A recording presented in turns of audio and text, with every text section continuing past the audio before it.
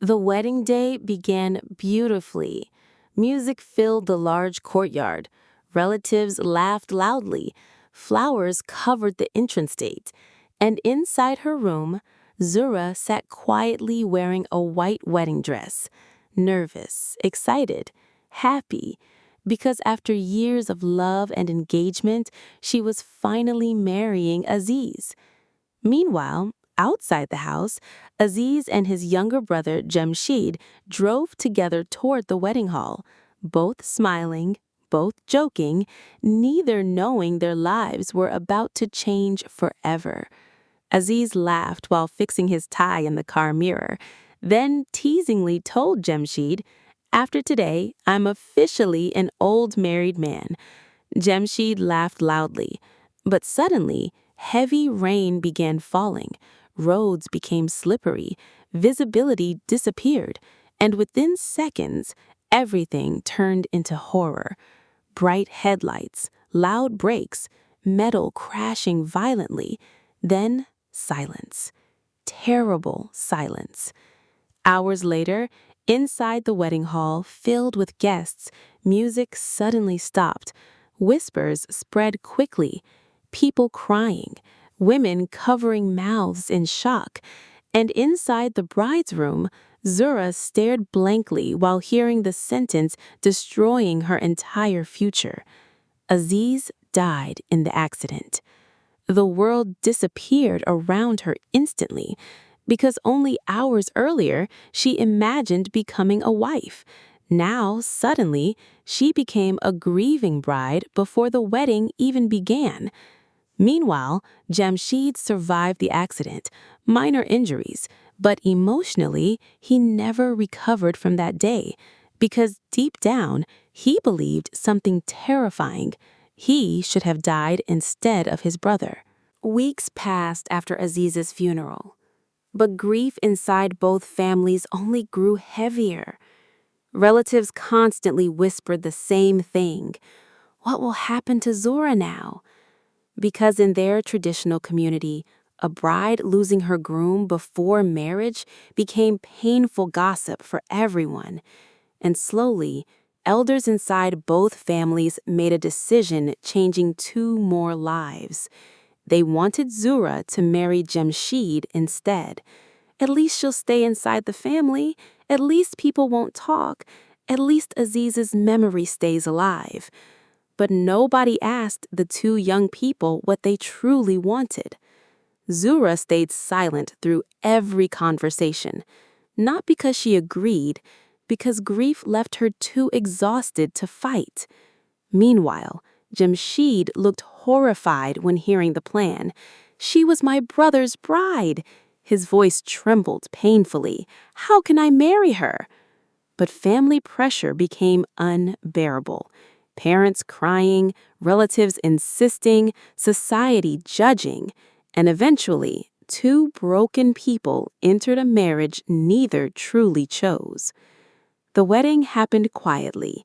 No music, no happiness, only silence pretending to be tradition.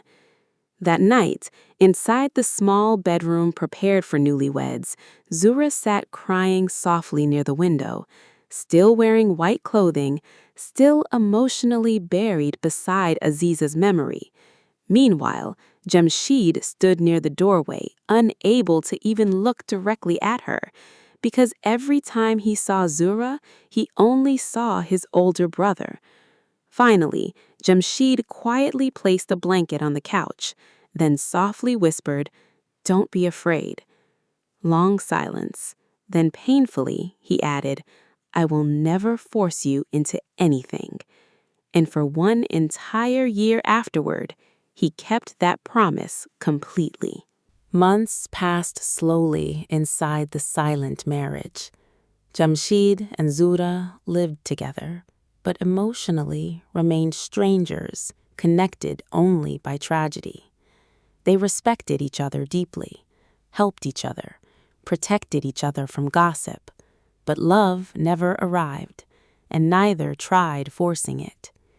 Every night, Jamshid slept on the couch. Every morning, Zura quietly prepared breakfast before work. Simple routine, peaceful, but painfully empty.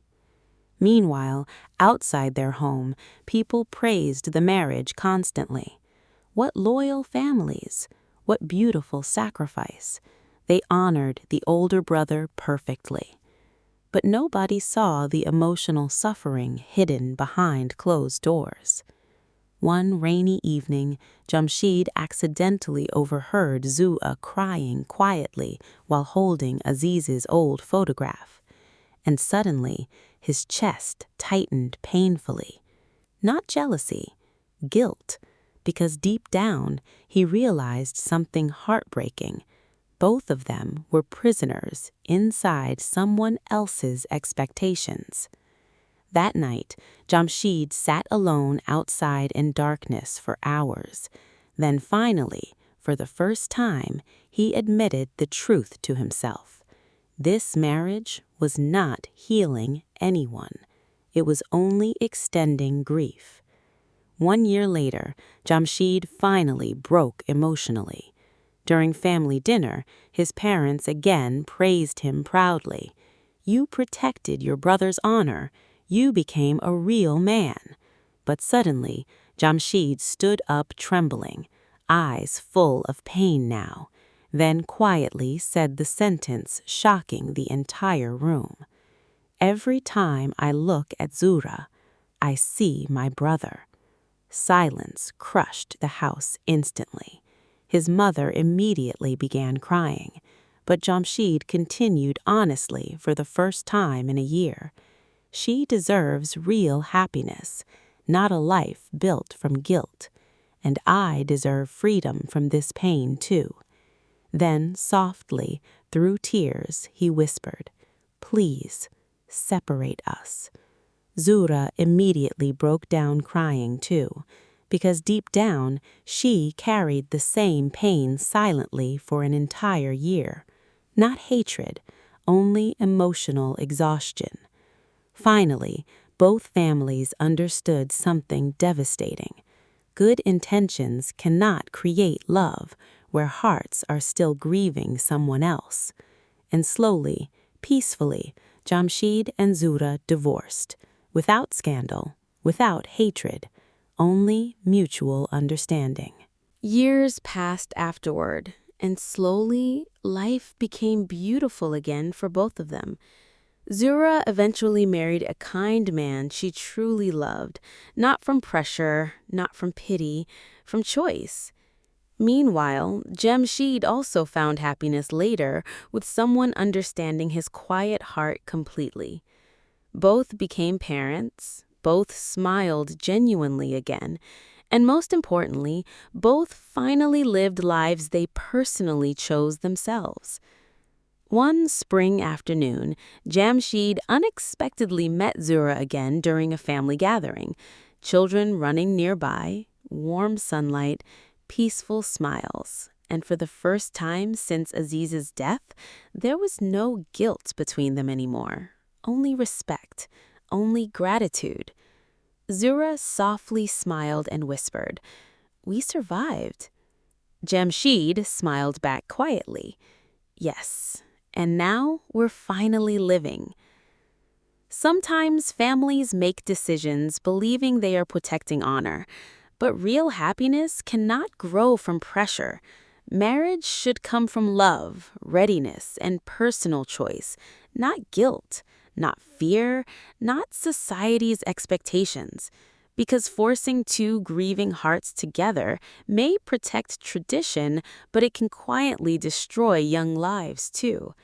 And sometimes the kindest thing parents can do is simply listen to what their children truly want.